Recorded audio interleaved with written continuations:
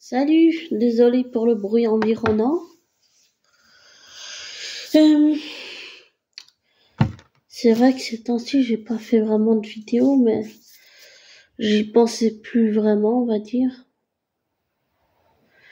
Et puis, il y a eu pas mal de soucis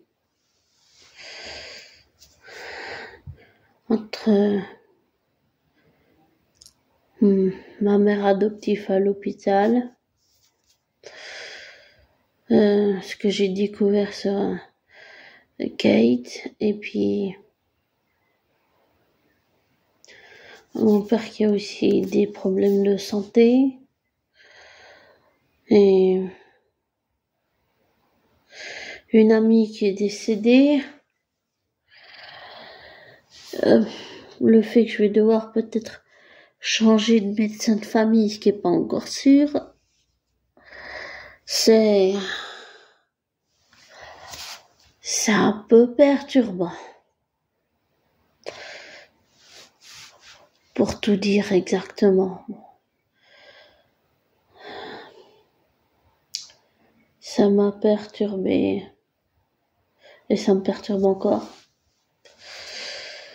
Et j'ai regardé pas mal de vidéos sur une youtubeuse que je suis depuis maintenant assez longtemps. Et que j'apprécie beaucoup. Et puis aussi sur un youtubeur que je suis aussi depuis longtemps. Et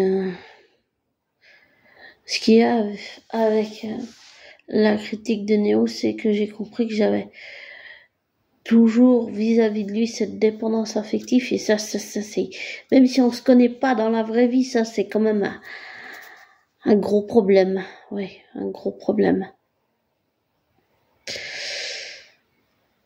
J'ai pas encore les clés pour me sortir de la dépendance affective vis-à-vis de la critique de Néo, et j'ai envie de dire de Tom Hiddleston, et ça aussi c'est perturbant, même si c'est dans la vraie vie des gens qui ne me connaissent pas. C'est perturbant. Parce qu'il faut que j'arrive à ne plus être dépendante affective, oui. J'ai pas encore trouvé les clés. Mais je vais les trouver. Et puis, un Mazikane que je suis aussi depuis déjà longtemps. Et je trouve que ces vidéos sont très synchronisées avec tous les événements qui se passent en ce moment dans le monde. Avec Poutine et tout. C'est perturbant, j'ai envie de dire.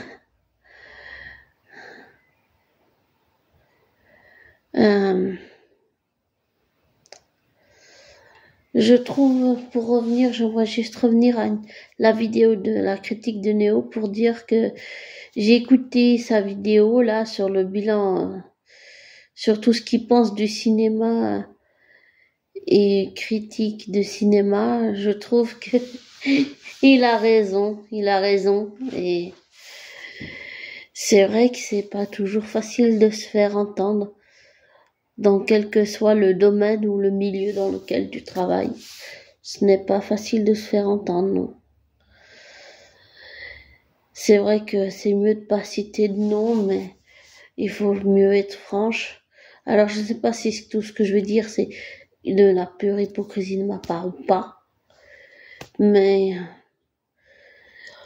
je vous conseille les chaînes de Mazikane et la critique de Néo. Elles sont vraiment super intéressantes et super.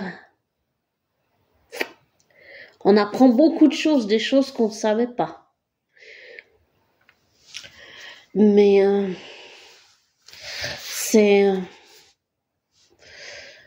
c'est très impressionnant, j'ai envie de dire. Très. C'est très déstabilisant aussi. Et je pense que tout ce que dit la critique de Néo, je pense qu'il a raison. C'est vrai, oui, c'est vrai. J'y connais pas grand chose en critique de cinéma. Je donne plutôt des ressentis que des critiques, mais sur des films qui m'intéressent, bien sûr. Mais oui, je pense qu'il a raison. Et j'espère juste, j'ai juste pas envie qu'il se ramasse une vague de haine, c'est tout. Parce que je pense pas qu'il la mérite, et puis parce que, je sais pas, il est touchant, c'est touchant. Il est touchant. J'ai beaucoup aimé sa vidéo que je viens de regarder tout à l'heure, donc, ouais, il est touchant. Je sais pas. Il est vraiment touchant. Ouais. Désolée, je manque de mots, mais... Et pour en revenir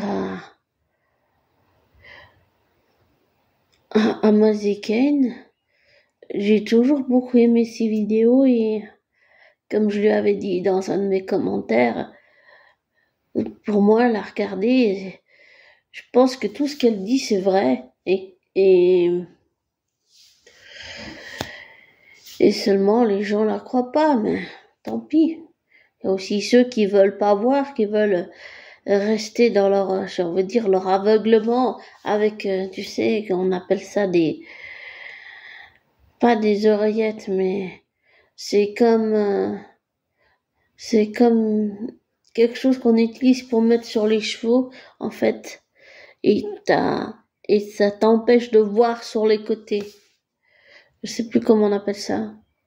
Eh ben, quelque chose dans ce genre-là, je dirais, pour ceux qui sont aveuglés ou qui appellent les autres les complotistes. Et je trouve que dire curryplotiste ou je trouve c'est bien, ouais, c'est bien. Je trouve qu'elle a trouvé un bon nom. Et je sais pas, je trouve qu'elle a raison aussi. Et tant pis pour ceux qui veulent pas la croire, voilà, c'est ça que j'ai envie de dire. Tant pis pour ceux qui veulent la faire taire. Je pense pas qu'elle a besoin de changer pour ceux qui veulent, qui sont des rageux derrière leur écran, voilà. Et j'ai envie de dire la même chose pour la critique de Néo. Pour Alexandre, il n'a pas besoin de changer pour des gens, des rageux ou des haineux ou des haters, comme on dit. Apparemment, c'est ça le truc qu'on dit. Les haters ou les gens qui sont minoritaires mais qui sont haineux, quoi. Je pense pas que Mazzy Kane et la critique de Néo ont besoin de changer pour des haters comme ça. Et ils ont juste à rester eux-mêmes.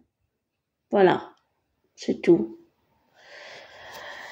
Et je suis tout à fait d'accord avec tout ce qu'ils ont dit.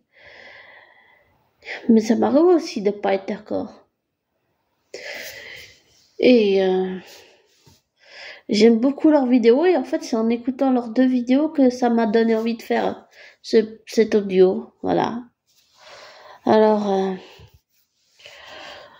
je pars un peu dans tous les sens. Je ne fais pas de script, je ne fais pas de montage, je n'ai pas de monteur, je n'ai pas de, j'allais dire, de scénariste, pas d'éclairage, pas de, comment on appelle ça, ces lumières qu'on se met là pour s'éclairer. Je sais plus comment ça s'appelle. C'est comme des projecteurs un peu pour s'éclairer quand on filme une vidéo sur YouTube. Je sais plus comment ça s'appelle. Désolé pour le bruit. Ah, je sais plus. C'est pas grave. Enfin, je trouve que j'ai pas besoin de tout ça, voilà. Mais pour revenir à Mazzy Kane et la critique de Néo, je pense qu'ils ont raison. Et je pense